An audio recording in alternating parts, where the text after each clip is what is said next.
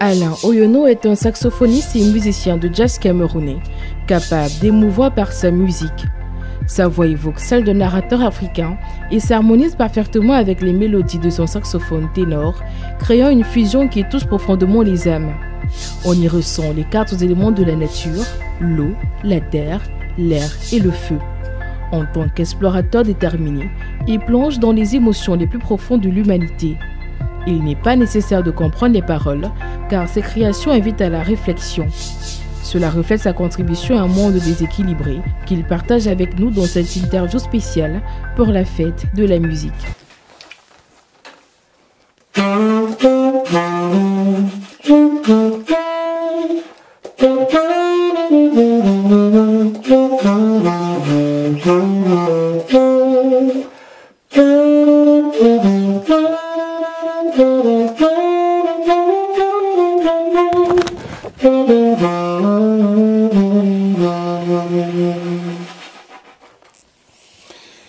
Merci Alain, comment tu vas? Bonjour. Super, ça va bien mon frère. La forme? Ah ouais. Ben c'est parce que le monde est petit hein. Mais je t'assure, On se retrouve partout dans le monde. Ça va sinon? Ouais. À des milliers de kilomètres de Douala et de Yaoundé. Ah ça? Toujours en compagnie de ton saxophone? Oui, ça m'accompagne là depuis des années. Tu le lâches jamais hein? Jamais. Super. Alors, merci déjà de nous accueillir dans ton univers. Merci. Pour qu'on parle de toi, mais surtout de ton art qui nous accompagne depuis plusieurs années aujourd'hui déjà. On a vu d'où c'est parti et on est content de voir que la carrière est en train de pousser comme tes cheveux parce qu'à l'époque, c'était pas cool, comme ça. Aujourd'hui, ils sont longs. Hein. Ça, c'est clair. Alors, je rappelle que tu es le dernier d'une famille de 6 enfants. Ouais. Tu es né à Yaoundé, originaire d'Ekon, non loin de mon village, à Konolinga. Donc, on a quand même quelques points en commun. Hein. Ça, c'est clair. Mais il y a aussi du sambassa qui coule dans tes veines par ta mère qui est originaire de Libamba, du côté de Makak. Et on dit d'ailleurs au Cameroun que c'est un mauvais mélange, mais c'est un mélange parfait. Hein. Ah ouais. Faut pas s'y fier. Alors papa, pasteur, quelle éducation est-ce que tu as eu quand tu étais petit? Quel genre d'enfant tu étais? Alors papa, pasteur, flûtiste, musicien, ça il faut le savoir. J'ai une éducation très religieuse, très pieuse. Vraiment, j'ai grandi dans la prière. Et la prière était vraiment mon rempart et dans une éducation, comme vous connaissez, tous les petits-enfants qui sont des fils de pasteurs, vraiment dans une rigueur très importante parce qu'il fallait suivre les pas de l'église et de papa et de toute la famille. Et puis, comment ta mère a contribué à votre éducation, surtout au niveau de la discipline musicale? Parce que je rappelle que ton frère aussi, Martien, c'est un guitariste. Oui, vous savez, dans le côté religieux, une femme de pasteur, elle contribue, mais vraiment à 80 voire 90% à l'éducation de l'enfant parce qu'elle est beaucoup plus présente. Et c'est vraiment ça dans le contexte religieux. Donc ma mère, elle est très rigoureuse comme femme et aussi très protectrice parce que ce sont les bases. Donc elle a été vraiment pour le petit enfant que j'étais, vraiment mes premiers pas, surtout dans l'ouverture du monde parce que quand on est dans le monde religieux, tu as un certain pas, tu dois avoir une certaine vision. Malheureusement, c'est un peu ça. Donc, couper un peu du monde extérieur, de tout ce qui est vie de débauche, ainsi de suite. Donc, il y a une certaine... un peu trop écarté de ça. Voilà. Donc, il y a une certaine rigueur, en fait, que l'on t'impose et qui peut-être au départ, parce que quand tu es gosse là, tu te dis oui, je ne fais pas comme les autres enfants, mais au fil du temps, quand tu grandis, tu te rends compte que ah oui, en fait, on te protège d'un certain monde et voilà, et ça te donne une éducation plus ou moins. La musique arrive à quel moment et plus particulièrement le jazz? Je pense que la musique, elle arrive dès la naissance parce que je suis déjà le dernier et je nais autour des frères qui sont musiciens, des oncles qui sont musiciens, d'un papa qui est musicien et chef de chorale.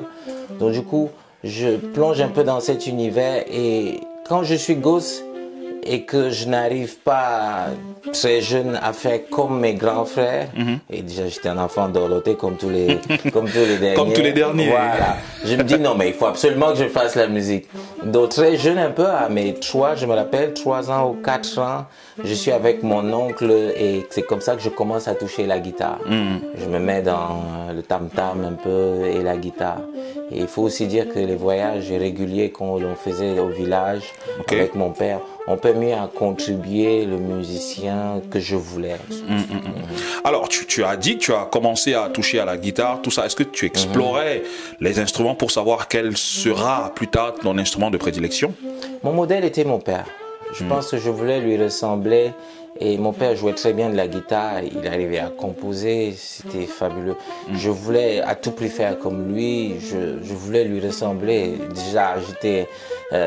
c'est bizarre, mais moi, petit garçon, je pense que j'étais beaucoup plus proche de mon père. Et je voulais vraiment suivre ses pas. Donc, jouer la guitare et être compositeur, c'était vraiment ça mes objectifs étant tout gosse. Et j'ai même une petite anecdote que je partage avec vous. C'est que mon père, en fait, il était chef de chorale et il chantait à l'église avec sa chorale. D'accord. Alors moi, quand j'étais tout gosse, je me levais en fait pour aller danser.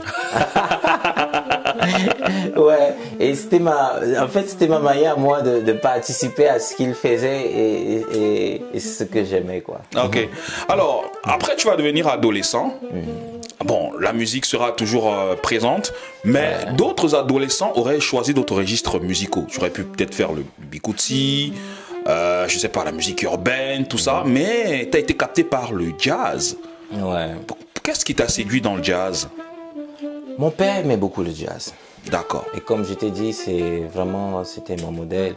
Et déjà très jeune, on écoutait beaucoup de Louis Armstrong, on écoutait beaucoup d'albums de jazz américains, Coleman Hawkins un tout petit peu, mais beaucoup plus Louis Armstrong, et on reprenait même certains de ses morceaux.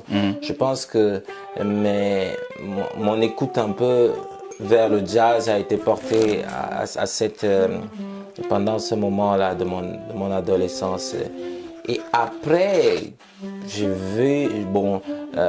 vécu des moments très difficiles dans la famille où j'ai dû faire des choix personnels. Parce qu'après 10 ans, à mes 10 ans d'âge, je perds mon père, un moment très difficile.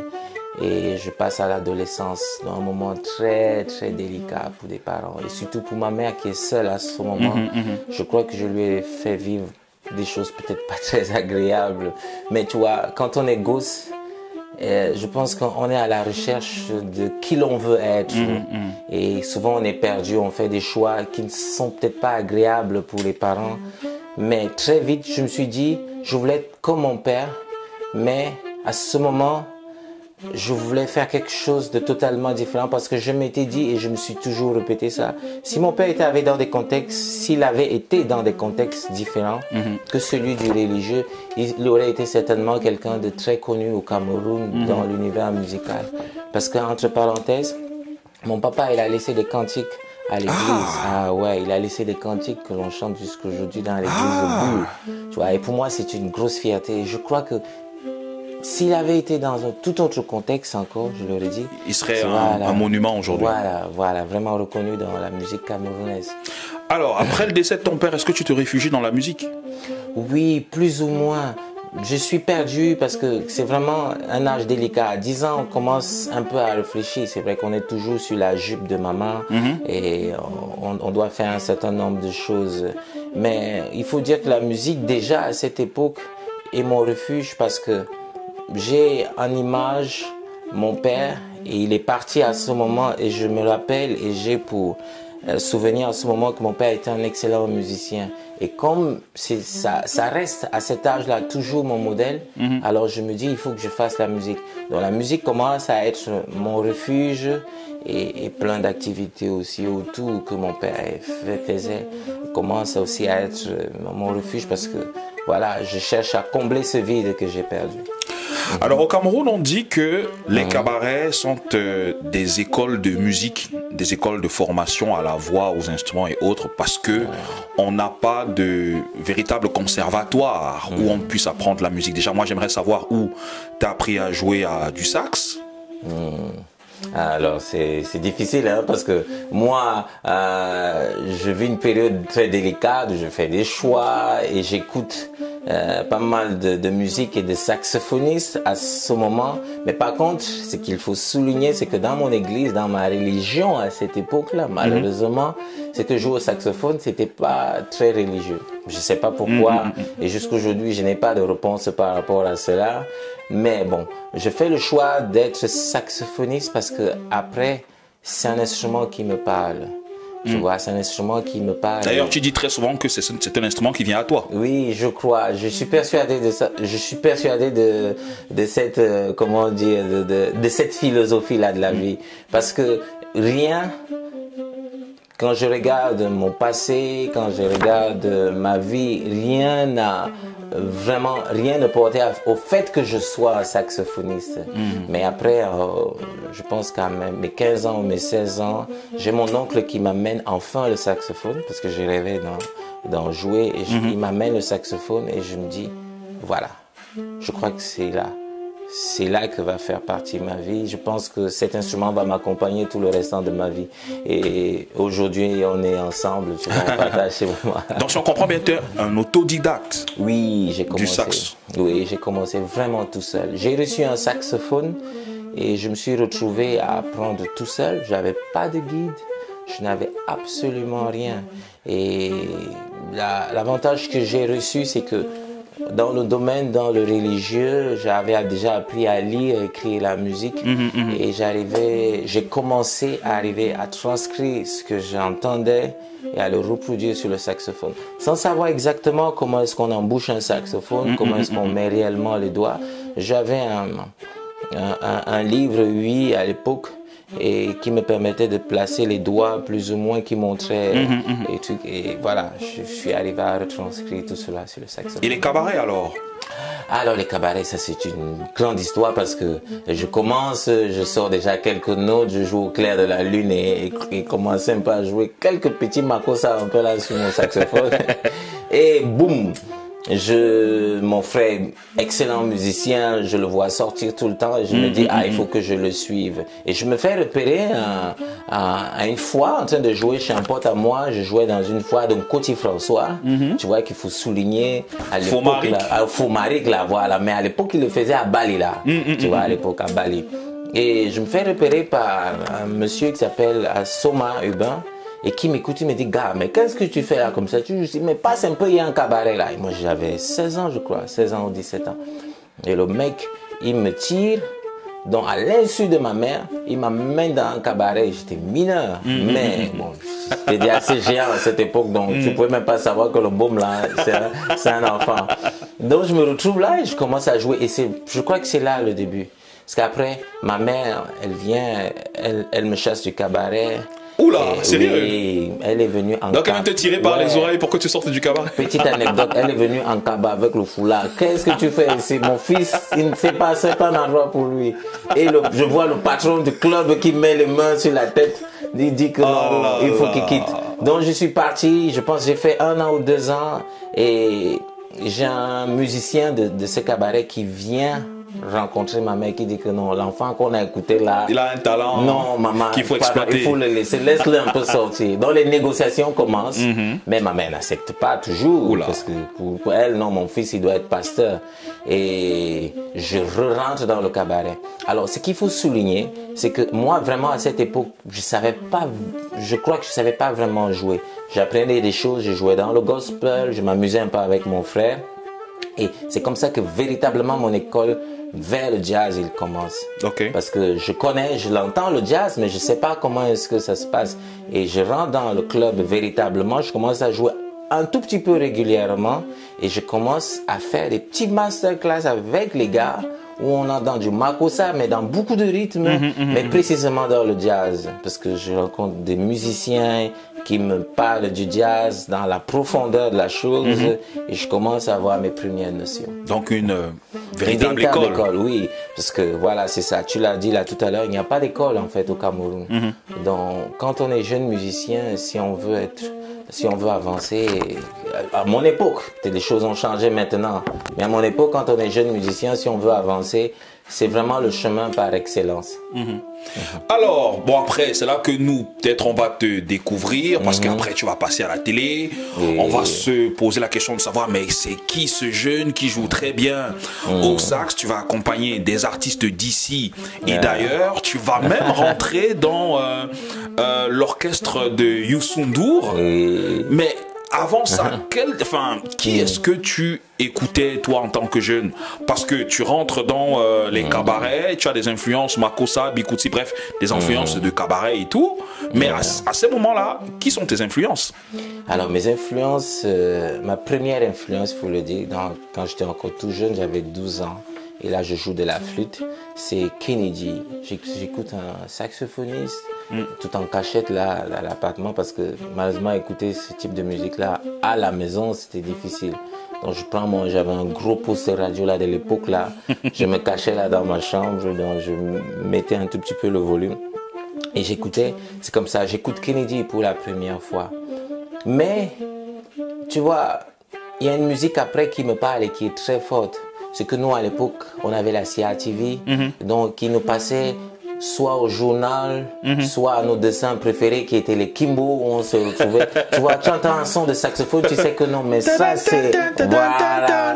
Tu vois, tu sais que non, mais ça c'est vraiment chez toi, ça. Mais le mec, il arrive à transcender le saxophone avec la culture, quoi. Tu as l'impression d'être au village. Et c'est ça qui était fabuleux.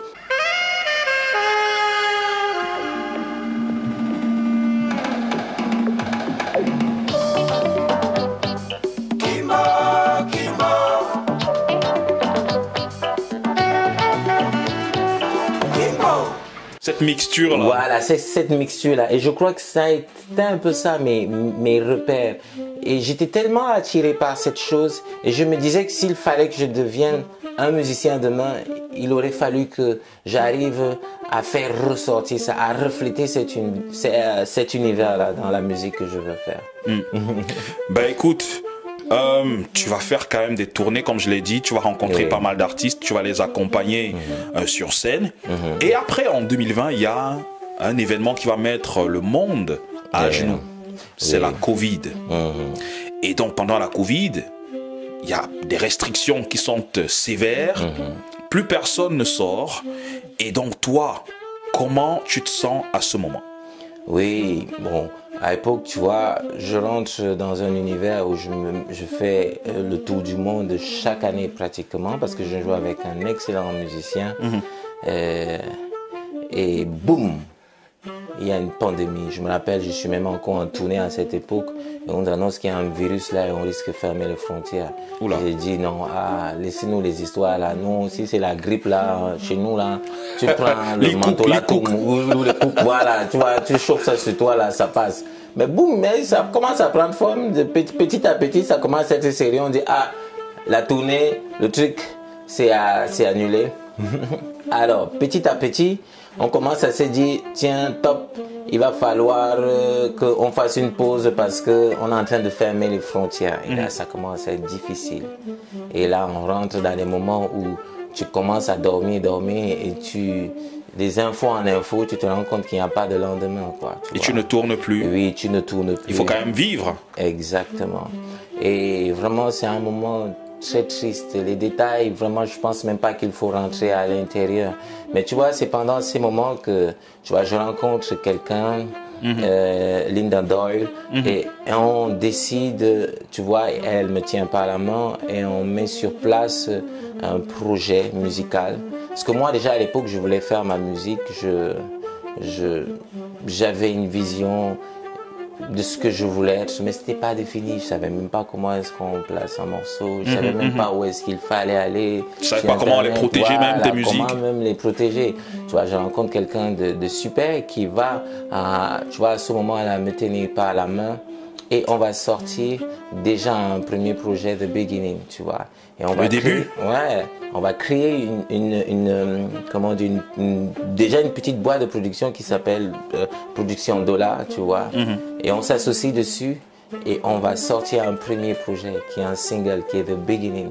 D'accord. Je pense que c'est vraiment un fait marquant parce qu'il fallait trouver une composition et un morceau à mettre en avant et qui serait vraiment le reflet du début d'une très longue histoire. Quoi, tu vois. D'accord. Et c'était ça. Et c'est comme ça que, tu vois, l'espoir renaît plus ou moins parce que à ce moment, il faut le dire, nous musiciens, on est plongé un peu dans le doute et aussi, comment dire, l'économie, tu vois, le système et vivre réellement de son art devient très difficile. Mais le digital, il entre. Ah, justement, parce que voilà. c'était ça ma prochaine question, parce que à ce moment-là, tous les artistes à l'époque se sont tournés vers le digital et autres et rentabilisaient. Je pense que Facebook même reversait certaines redevances et tout. Et donc toi, tu faisais partie de ces artistes-là qui se sont... Les gens qui faisaient qui recevaient l'argent là sur Facebook là, c'est les gars qui avaient déjà au moins les 1000 vues, les ceci là. Moi j'avais quelle vue? J'avais juste quelques petites vidéos que je mettais là où je joue sur un balcon où je m'amuse. C'était vraiment beaucoup plus des vidéos amateurs. Mais et comment tu rentabilisais? Comment tu faisais pour vivre? Il faut dire que à cette époque, on a eu beaucoup de tristes moments. D'artistes qui sont décédés et il fallait enregistrer parfois. On rendait hommage, oui. Et j'ai toujours été un musicien de studio. Donc quand on monte notre compagnie à notre production, et on se rend compte qu'en réalité, il y a des choses à apprendre et à développer, comme par exemple le mastering, le mixage, ainsi de suite. Donc c'est comme ça que je m'informe et je fais des petits masterclass, tu vois, un peu en ligne, qui vont me permettre de savoir comment mieux enregistrer et mixer des albums. Et comme ça, je commence à gagner de l'argent. Parce que sur des faits malheureux que l'on a eu, c'est qu'on perd par exemple Manu Dibango, on perd d'autres musiciens. Et j'ai des potes, tu vois, des États-Unis, je me rappelle de la France, ainsi de suite, même en Hollande, qui me contactent et qui veulent rendre hommage à l'artiste. Donc, on commence à enregistrer pas mal de choses et c'est comme ça que je commence à gagner de l'argent, mais pas réellement sur des vues parce que là, on est en phase de construction. Donc, les vidéos que je veux me mettre à uploader sur les réseaux sociaux ne vont pas encore réellement porter les fruits. Alors, comme à chaque événement négatif, on tire toujours du positif. Est-ce qu'il y a des aspects positifs que tu as pu tirer quand même de tous ces événements malheureux là? Je crois que l'aspect positif et qui est le plus important, c'est que j'ai eu un réveil sur la personne que je voulais être. Parce que j'ai passé tout au long de ma carrière, ma jeune carrière musicale, pour ceux qui m'ont suivi du Cameroun jusqu'à cette période-là, même aujourd'hui, accompagné des musiciens hyper talentueux, vraiment des grandes sommités. J'ai eu l'honneur de vraiment passer toute ma jeune carrière là-dessus. Et à ce moment, je me dis, waouh, c'est vraiment le moment pour moi de commencer à écrire mon histoire. Parce que tout est réuni justement pour rentrer dans ma personne et rentrer dans ma cage. Et d'où l'importance de la boîte de la production avec Linda, où on commence à sortir notre projet pièce après pièce, puzzle après puzzle. Mais malheureusement, on n'est pas encore sur du live, on est encore sur du digital. Et qui, ma foi, est l'une des étapes très importantes pour la carrière d'un musicien. Mais on va commencer à prendre forme à la chose pour pouvoir laisser place au moment où la pandémie s'achève, les lives. Mais, tu vois, chemin faisant, tu vois, on rencontre pas mal de malheurs, tu vois, personnels. Peut-être pas, c'est pas le moment d'évoquer toutes ces choses, mais c'est des choses qui sont arrivées et ça prend malheureusement beaucoup de temps pour qu'on en arrive à ce que je sois là aujourd'hui. Dieu merci, désormais la Covid est derrière nous, mais ça n'exclut pas qu'il faut toujours garder, protéger, voilà, c'est super important. Alors, The Beginning, c'est ton first single. Oui. Après, est-ce qu'il y a d'autres singles qui vont sortir? Oui, il y a maintenant l'EP qui va sortir, qui est Kolayop. Et pendant même que je crois, je sors Nkola Yop, il y a Manu qui part, et je pense des mois plus tard, ou même un an, je n'ai pas les dates exactes, et on décide de sortir un hommage à Manu. Je sors un single qui est un hommage à Manu, et je sors aussi par après Transcendance. Donc vraiment, il y a, comme je te l'ai expliqué, il y a des morceaux de puzzle qui vont se mettre en place et pas mal de musique qui va commencer à se créer, mais malheureusement pas encore véritablement de live, mais sur le digital, pas mal de choses. Donc, The Beginning, Nkola Yop, qui est mon premier EP de 5 titres, et après ce single-là, c'est un hommage à Manu Dibango. Et après, il y a Transcendance qui est le tout dernier. Ok. Et donc, avant-hier, tu étais au balcon, ici au Canada. Je crois que ce soir, tu seras du côté de la Brassée. Comment habituellement tu prépares des performances pour toucher le public, indépendamment de la langue ou encore des textes, juste avec ton sax? Et bon, il n'y a pas beaucoup de paroles dans ce que je fais parce que j'ai tellement le bec du saxophone dans la bouche qu'il n'y a même pas moyen de le sortir. Mais bon, ce qu'il faut dire, c'est que c'est comme tout musicien professionnel. On se plonge dans son univers. Ce qui est merveilleux dans ce que l'on fait, c'est que quand tu es passionné, tu es à l'intérieur.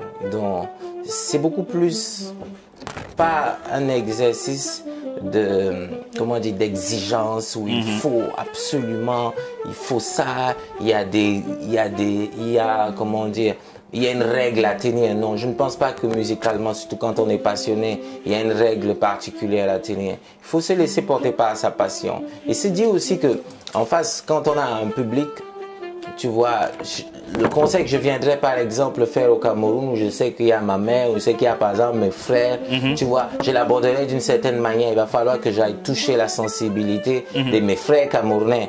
Donc si je viens ici au Canada, précisément Montréal, il y a une autre façon. Voilà, il y a une autre façon particulière. Et c'est cette façon particulière-là que je vais déjà essayer d'aborder. Et après, maintenant, je vais essayer de poser les notes au-dessus, voilà. Donc, si je comprends bien, tu essaies de contextualiser en fonction du public que tu as en face de toi. Oui, exactement, parce que je crois, le minimum, c'est que je ne viens pas jouer pour moi seulement. Je viens partager quelque chose avec des gens. Et il faut absolument, c'est mon point de vue, hein, après, chaque musicien le voit comme il entend. Je pense que mon point de vue, c'est d'arriver sur une scène et d'arriver à partager quelque chose avec les gens. Je veux pas être sur scène et être dans mon monde et voilà, une fois que je me sens bien, bon voilà, c'est parfait. Non, je viens pour partager quelque chose. Et il faut un minimum que les gens se retrouvent dans ce que je fais. Tu vois, même quand bien même je vais aller toucher ma culture, je vais aller toucher cette culture en me contextualisant, c'est ça le mot, oui, sur l'univers, sur l'endroit où je me trouve pour pouvoir partager quelque chose avec les gens. Alors Alain, dis-nous, entre le studio et la scène, dans quel endroit tu te sens le plus à l'aise? C'est la scène, hein. Tous ceux qui m'ont connu déjà, mes premiers pas, je n'ai jamais su véritablement comment enregistrer un album, comment faire des choses. J'ai toujours été le mec qui vient là, qui joue, quoi. Je pense que c'est beaucoup plus pendant le Covid que j'ai commencé à toucher véritablement les machines, à m'acheter tout le matériel nécessaire pour pouvoir enregistrer. Bon, j'ai fait plein d'albums au Cameroun. Parmi, je peux me vanter d'avoir écrit une partie d'histoire de l'histoire camerounaise, oui. Mais après, les moments où je me sens plus moi, c'est quand j'ai mon instrument et que j'arrive à partager quelque chose en live avec les gens. Mais le studio aussi fait partie de ma vie parce que voilà, il faut que les gens les écoutent. Tes projets et tes objectifs pour les prochaines années, Alain? Alors, j'aimerais déjà féliciter le nombre d'années, tu vois, que l'on a passé, même si ça a pris 5 ans pour qu'on en arrive à mettre sur pied, à faire mon premier spectacle ici avec la boîte de production Dola. C'est ça. Je pense qu'aujourd'hui, on est en train de réaliser ce qu'est l'avenir. Et dans les années à venir, ça va encore à mon avis, beaucoup plus se matérialiser. On va sur du live aujourd'hui.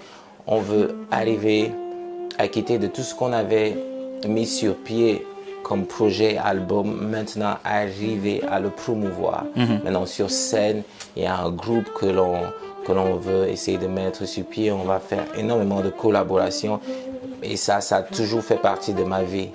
Donc c'est sur ces collaborations. Collaboration au niveau local ou au niveau du Cameroun, au niveau continental? Partout. Même si le gars il vient du Japon, de la Chine, du moment où ça reste de la musique et qu'on arrive à partager. Donc même tout style musical, ça veut dire que un rappeur peut venir, un artiste d'expression urbaine peut arriver, et ça marche toujours. En fait, du moment où on en arrive à trouver le juste équilibre. Voilà, le juste équilibre et qu'on arrive à le partager avec notre boîte. Donc je pense que ça va être ça. Le plus important, c'est ce que l'on partage, c'est l'amour, c'est la musique. Et je pense qu'elle doit être totalement être libre, tu vois. Elle ne doit pas être, comment dire, on ne doit pas arriver à le mettre sur des rails fixes, non. Si c'est pas du Ndombolo, ça ne marche pas. Si c'est pas du Makossa, ça ne marche pas. C'est ça qui est aussi beau dans la musique, c'est d'arriver à toucher tous les univers et arriver à toucher toutes les sensibilités. Moi, en tout cas, c'est comme ça que j'entends la musique. Je ne me fixe pas. J'aime du jazz, je fais du jazz, mais il faut comprendre une chose, c'est que le jazz, c'est cette musique-là, en fait, quand elle naît, qui n'est même pas une vieille musique, ça il faut le souligner, qui n'est pas une vieille musique, c'est que le moment où elle arrive, elle permet une ouverture à la fusion. D'accord. Voilà. Parce qu'en fait, quand le jazz il rentre dans la musique classique, parce qu'en fait, le jazz, à cette époque, quand on connaît, on ne va pas rentrer dans l'histoire de l'esclavage, mais quand on rentre dans l'écriture musicale même du jazz, l'écriture musicale du jazz est basée sur la fusion, sur les rythmes, cette façon d'agencer les sons qui viennent par exemple d'Afrique et qui vont venir par exemple de la musique classique, qui vont venir de différents rythmes. Et c'est ça. Et quand on est jazzman, à mon humble avis, on est très ouvert à toutes sortes de registres musicaux. Ok, super. Comment les gens peuvent-ils suivre ton travail et tes performances, ton activité et ton actualité, Alain? Oui, il y a beaucoup de travaux que l'on est en train de faire, mais déjà, allez sur Google et tapez sur la barre de recherche Alain Oyono. Bon, il y a plein de travaux que l'on est en train de faire pour l'instant et tout est en train d'être mis sur place. Là, je suis en train de travailler très très dur avec Linda dessus et je pense que très prochainement les choses sur le monde digital vont être encore beaucoup plus larges et permettre à toute personne, une fois qu'elle tape même A, qui voit déjà mon Alain Oyono, tu vois. C'est mon objectif. Bon, je ne sais pas comment est-ce que ça se passe, mais on est dessus en tout cas. Merci Alain, une fois de plus. Peut-être un dernier mot avec un air de sax. Ok, bon, qu'est-ce que je fais même un peu? Un petit truc en souvenir quand même à mon père hein, spirituel et aussi, je crois que comme lui, tu vois, ces paroles-là me viennent au fond du cœur, il ne faut jamais cesser d'y croire. Je crois que, tu vois, même, on se retrouve là comme ça, normalement on aurait dû se voir à Douala, tu vois, un peu dans la chaleur. Là, le monde est petit, le monde est petit. Le monde est tellement petit. Et c'est ça qui est un peu fabuleux, c'est que, voilà, on arrive à raconter notre histoire un peu partout dans le monde, c'est ça.